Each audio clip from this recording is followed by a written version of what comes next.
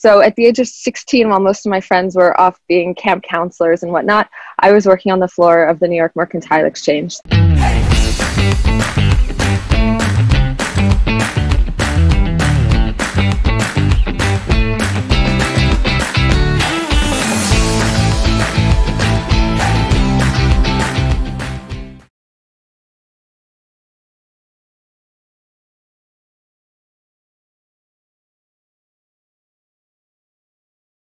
Nicole, Priel, thank you so much for joining me on 20-Minute Leaders.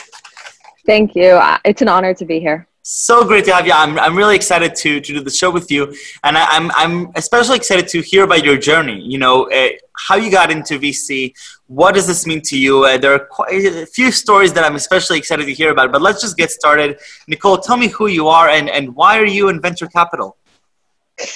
Yeah. So I'm Nicole. I grew up in London, Maryland, and New York. And growing up in New York, you start growing up really fast. So at the age of 16, while most of my friends were off being camp counselors and whatnot, I was working on the floor of the New York Mercantile Exchange, the commodities floor, working for natural gas and oil traders. And that really propelled my career into the world of investments. So I went from there to a hedge fund that was also trading oil and gas options. Then when I went to university, I have a question, Nicole. Why at 16 are you doing this? Who at 16 goes and does this? I realized that, you have to give it your all. And if you really want to get ahead in life, you need to put your best foot forward. So it was the beginning of experiential learning, this whole concept of learning outside the classroom. And I wanted to build my resume and position myself well career-wise. So I was thinking already about college and post-college, and I've figured, all right, I've done the camp thing. Now it's time to move on. Wow. Okay. So you're doing all these sorts of internships. What else have you done leading up to college and through college? And not much else. I was quite boring. No, I volunteered a lot in New York. I was pretty active as a high school student at the time. Israel was actually in a tough spot with the Second Intifada, so I was pretty active going to protests and demonstrations and things like that. So it was a busy time. I started the Zionist Action Committee in high school. And then I went up to Boston in 2005 for university, and I continued on doing interesting things. I studied abroad at Hebrew U when I was 19, my junior year. And that's where I actually met my husband, by the way. So I fell in love at the age of 19 and set me up for the rest of my life. But I came back to university. I came back to Boston in 2007, 2008. And I had basically been exposed to this whole startup tech ecosystem in Israel, which was really nascent in the US, especially on the East Coast. It wasn't really the thing it is today, but I was really interested in learning more about it. So I discovered, lo and behold, that Boston is a mecca for VC. So I just shot off something like 24 cold emails to all the VCs in Boston. Wow. I said, hey, I'm a student. I want to work for you. I want to get experience. I'm happy to volunteer my time. 2 got back to me. One said, we'd love to have you, but we literally don't have the space. And the other said, you know what? We're actually going through a rebranding, and we would love to have a college student on board to help us through that. So that was Flybridge Capital Partners, took a chance on me, and it was a great experience. So 24 I worked with marketing. Cold emails. Yeah. Wow. Yeah. I mean, then you're looking at it and you're saying, okay, not many college students have an opportunity to work for a VC at that point. And you could look at it in the sense of, yeah, I got a position, but then the backstory of there were 23 other cold emails that either went unanswered or were rejected. It puts things in perspective on how much you have to sometimes, just shoot for the moon and hopefully something comes up. So talk to me a little bit about your experience in that VC and what were you doing there? So it was great. I set up their social media pages. I created their LinkedIn page. They were undergoing a rebranding, so I was helping with a lot of marketing efforts. I sat in on pitch meetings with brilliant entrepreneurs, and I even did some due diligence. There was an interesting company that came through. 2 former executives from Scott Toilet Paper had an idea for a fertilizer company. So I rented a car, the only car they had on lot was this like red Dodge Charger that looked like a sports car, but it's also used as an undercover police car. And I drove that down to New York, and I visited all these home and gardening shops, places like Home Depot, and I was inspecting all the different fertilizers and speaking to salespeople and customers about their fertilizer options. So that was really, really fun. And it set me up well to do VC post-university. So, okay, so you're finishing university and you decide you want to continue doing the VC life. So what happens next? Yeah, so actually, I graduated in 2008. I don't know if you know what was going on in 2008, but it was not a good time to graduate university. Much like today, it's not a good time to graduate college in 2020. So I got a job at ExxonMobil because while the markets were down, oil was sky high. It was at $140 a barrel. So things were moving there. That's hard to believe. Than the free barrels we had the other day. Yeah. Crazy how fast things change. And by the way, that's why so many energy, oil and gas traders blow up. You can have a good year and then you can have a bad year and be totally wiped out. Volatile, yeah. Yeah. So I went to work for ExxonMobil in a management training program for 2 years. And from there, I moved to Israel and rejoined the investment world.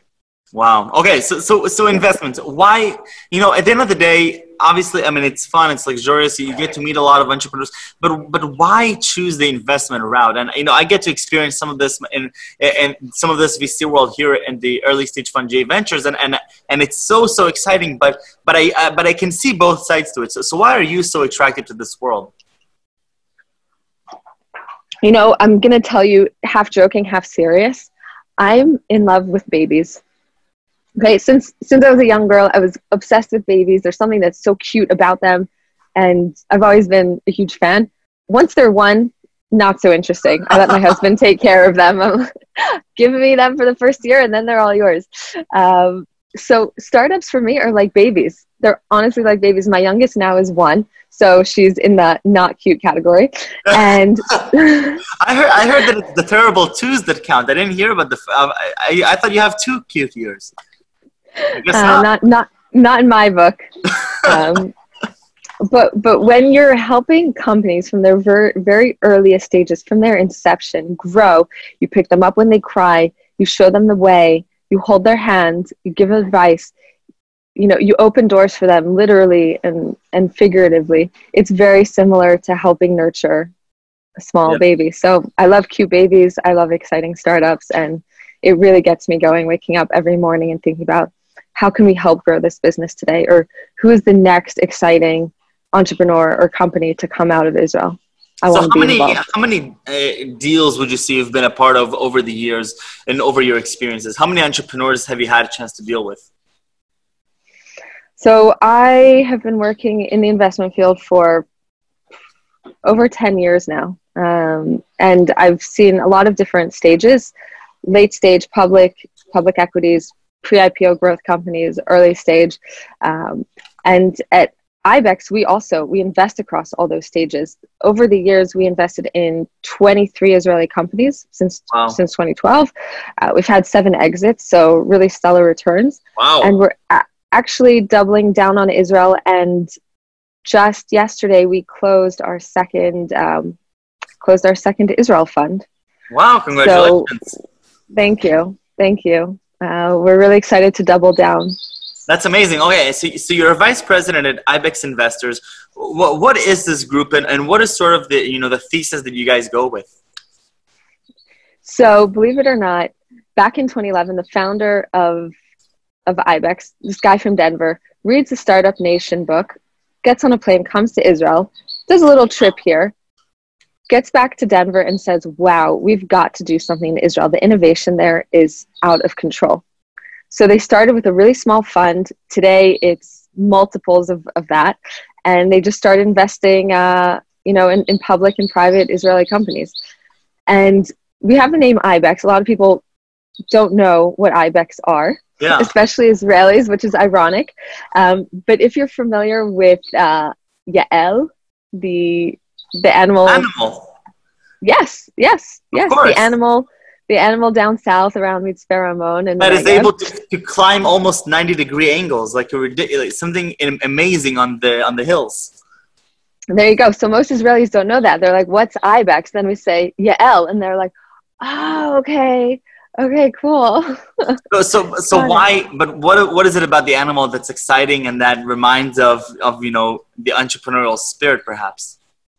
The founder of Ibex likes to joke that we didn't name our fund Ibex because it's an exotic, elegant animal who's able to scale difficult terrain.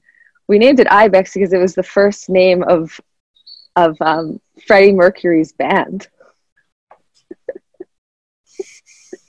Joking, jokes aside. Okay, amazing. Okay, so how many people are a part of this group? We're 21 people with offices in Denver, New York, and Tel Aviv. Incredible. Okay, and so you meet. So is your position in Israel? Do you just meet all sorts of interesting startups from all sorts of stages, and then bring it back to the group and decide together whether to invest or not, or how does a committee actually work? Yeah, that's basically it. So I meet lots of companies. Nowadays, it's mainly on Zoom, and that's cool. But we can move really fast. We meet companies. We conduct some due diligence. We do have an investment committee where we decide if this is a go or no go. With the last investment we made, we met the company just before COVID broke out, or as COVID was breaking out in the world, and we did the deal, you know, on lockdown. So we moved very fast. From the first meeting till the term sheet, it was 10 days. So despite the miles between myself and my partners in Denver, we moved pretty quickly. No, I think it's actually, it's interesting. And quite a few people have been telling me that a lot of these things have been accelerated due to COVID, because now if people were waiting for a physical meeting in the office, a lot of the times they said, okay, well, now we don't have to wait next week until we're all in the same location. We can just do it tonight over Zoom and get things rolling. So I've actually been hearing this quite a lot. But you know, I'd love to get your perspective. So you've been observing the Israeli ecosystem for the past 10 years, I'm assuming, right?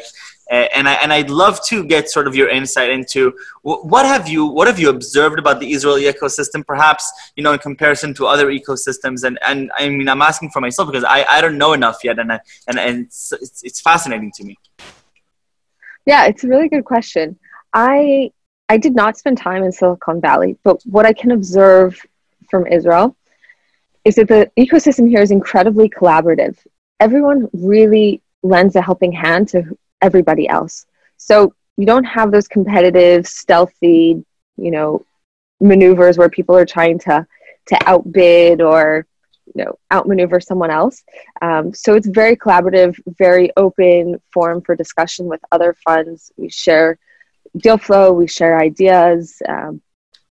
Founders are always willing to help younger founders and mentor them. Why do you think that is? What is it about? Why does the Israeli ecosystem have this collaborative nature? I mean, obviously, I love Israelis. I'm Israeli myself, and you know, and it shows on the street and on the beach. But I would imagine that when it comes to, you know, venture capital, to entrepreneurship, I mean, there's only so many good deals out there, and there's a lot of VCs who are looking for them. It's David and Goliath. We're a country the size of New Jersey that's mainly made up of sand, trying to break into the big old United States of America, where there's tons of capital flowing, tons of you know, interesting people and startups that are coming out, and we need to literally cross mountains and oceans to get there. So whatever we can do to help each other succeed, like someone else's success is my success, and likewise. Right. So I think we're up against a great challenge, and we need everybody's participation and cooperation to surmount that. And is your decision to focus primarily your efforts on the Israeli ecosystem, is that out of any, you know, professional strategy, or is that mainly your love for the country and the fact that you made Aliyah for that? It's a mixture of both. So we have LPs, we have a fiduciary duty, we return capital to our investors. Israel's a great place to deploy capital and to be able to get those returns, those venture style returns that we're looking for. Personally and professionally, it also obviously strikes a chord in my heart to be a part of it and to help that. And so given that you've been as practically a Zionist since high school and leading these efforts, it definitely shows. Talk to me a little bit about, some of the things that you've observed with young entrepreneurs versus maybe serial entrepreneurs. That's always a fascinating topic for me. What does it mean to, a lot of people give so much credit to serial entrepreneurs because they've gone through different things. What have you been observing, and what type of entrepreneur are you most excited to work with? So maybe this is a bit unconventional, but serial entrepreneurs, they're great. And yes, they have the experience. They've been through the whole cycle.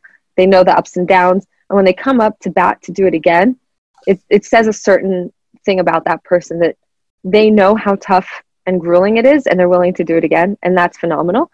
But when we look for founders to back, we're actually looking for the ones who don't have that experience, who have a chip on their shoulder, who feel like they have something to prove and are determined to make it big. Wow. So you're actually on some way preferring a first-time entrepreneur rather than a serial. Obviously, every deal on its own, but overall, you're more excited about these first-time entrepreneurs. Yes. I've never heard that before. Amazing. Okay. So, but with the chip on the shoulder comes the lack of facing the adversities and the lack of experience. And so you are forgoing all that experience for the passion, the motivation, and that, initial excitement. Yeah, that's true. So it means there is a little bit more hand-holding, and right. We learn from our mistakes. But we're prepared to roll our sleeves up and help them out. And I think that they also have a lot to teach us. So we're happy to give them the chance. We're not stubborn about, second timers. Right. So and also this idea of being an active investor versus a passive investor, and sometimes holding hands and being there for them. How much of that, meeting alignment of expectations is there before you go into a collaboration with an entrepreneur, or how much understanding is there between the two parties on how much or how intensive this relationship is going to be? Because it can go all ways, right? Totally.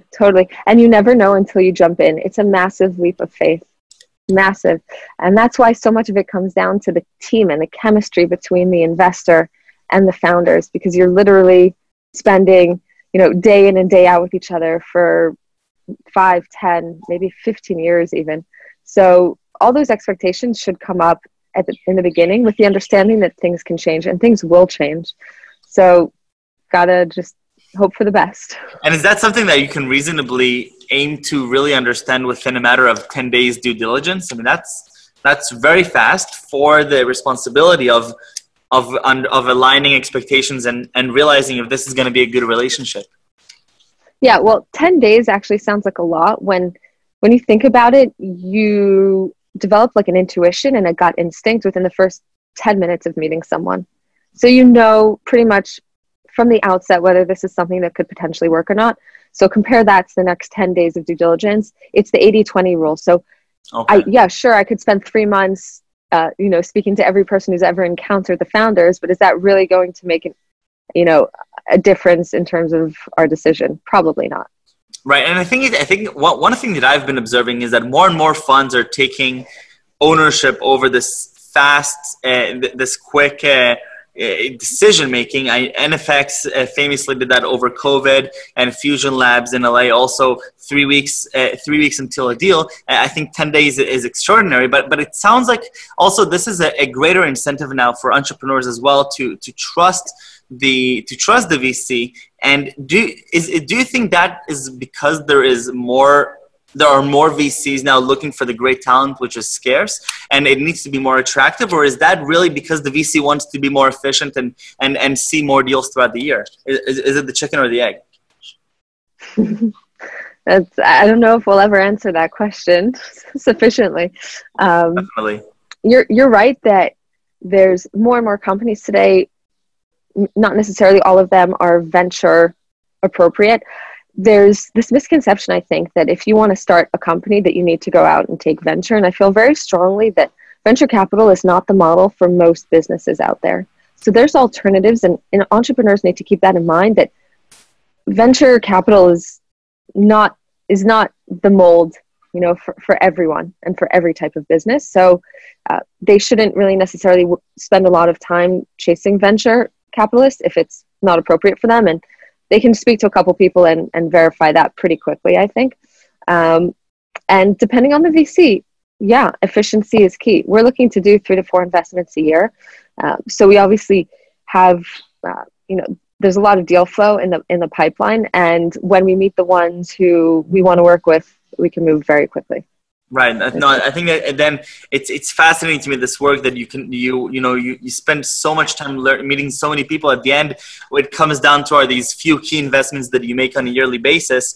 And when you say 4 investments a year, it doesn't necessarily sound like a lot, but when you put it in the context of, seeing hundreds of companies and going through that filter, which has to be really, really precise, because at the end, this is the, fiduciary responsibility you have towards your other investors. I think it's just an incredible journey. Nicole, right before we leave, I have to ask you the most important question. 3 words that describe you. Oh my God. Wow.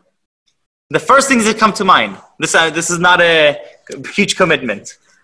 All right. I always live by the mantra, you never know. You never know. Explain that. Explain that to me. So many people are afraid to take a leap, afraid to make a change, unsure of what's to come. And I say, hey, you really never know what's going to be. This could turn out to be the best decision of your life. Or you think that you're going to do X, but it's going to turn out to be Y. So nothing is certain. And just listen to the New York Lottery. That was their motto. You never know. I think it's awesome. And I think it's probably one of the best mindsets you can go in to the industry that we're living in, because you just never know. And every day I'm surprised by something new that's happening. And I think that's just what makes it so exciting. It's the unpredictability, and it's the fact that literally anything is possible, and you never know. Nicole, toda rabah. Thank you very, very much. Thank you for your time. Thank you for your generosity, and have a fantastic day. Thank you. It was a pleasure speaking with you. Take care. Bye-bye. Bye. Thank you.